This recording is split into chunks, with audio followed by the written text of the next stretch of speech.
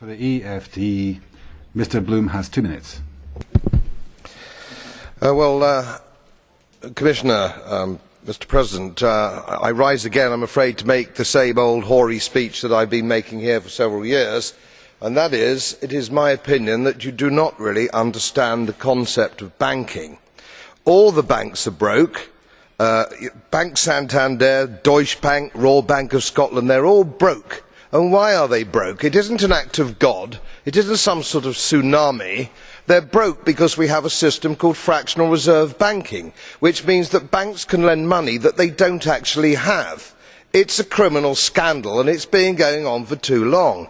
To add to that problem, you have moral hazard, a very significant moral hazard from the political sphere. And most of the problem starts in politics and central banks, which are part of the same political system. We have counterfeiting, sometimes called quantitative easing, but counterfeiting by any other name. The artificial printing of money, which if any ordinary person did, they would go to prison for a very long time. And yet governments and central banks do it all the time. Central banks repress the amount of interest that rates are, so we do not have the real cost of money. And yet we blame the retail banks for manipulating LIBOR. The sheer effrontery of this is quite astonishing. It is central banks that manipulate interest rates, Commissioner.